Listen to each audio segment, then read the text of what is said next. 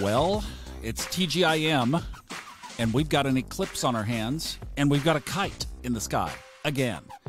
So this is going to be quite a day, but I'm going to kind of save the eclipse stuff for tomorrow. We talked about it on, Friday? Friday or Saturday. The moon has moved into Capricorn, so it is at 11 degrees-ish today. It will be going, the full moon and the eclipse will be taking place at 23 degrees Capricorn tomorrow afternoon, late tomorrow afternoon. And on top of that, we have this kite pattern again. It's a little bit wide in some of its orbs, but basically the big three, which is now the big four, because the moon has joined the party in Capricorn. So Saturn, Pluto, the South Node, and the moon are at the tip of the kite. At the bottom of the kite is everything still in Cancer, the Sun, the North Node, and Venus. No small party, by the way, still in Cancer. And then the edges or the sides of the kite are Neptune on one side and Jupiter on the other. Very powerful, transformational energy.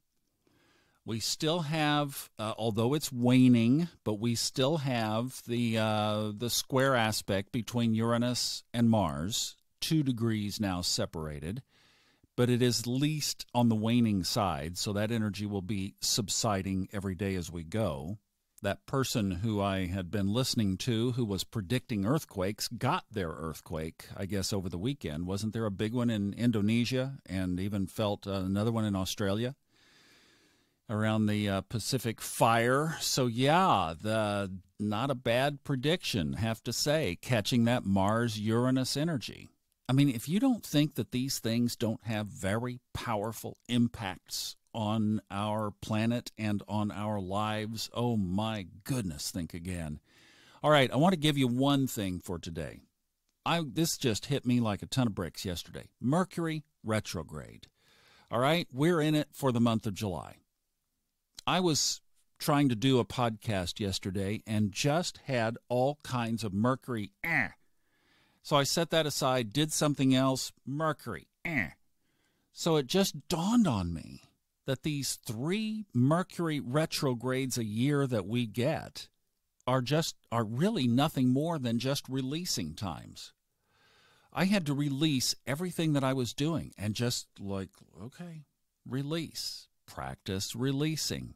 And then it just clicked that wouldn't the universe give us 3 times a year for about almost a month, 3 weeks and a little bit, to reflect on letting things go.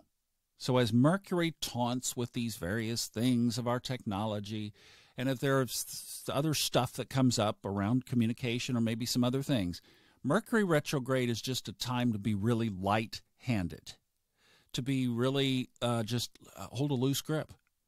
So wouldn't it be like the universe to come around for those of us who like to just really hold on to stuff, and 3 times a year, very gently, playfully in some ways, because Mercury is a little trickster, but just to prompt us to let things go.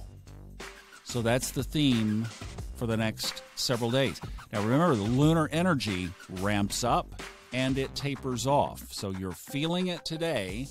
You'll feel it tomorrow strongly, and then it'll taper off. But we'll cover the whole eclipse thing tomorrow morning, and we'll have a game plan. All right? So release, release, release, release, release,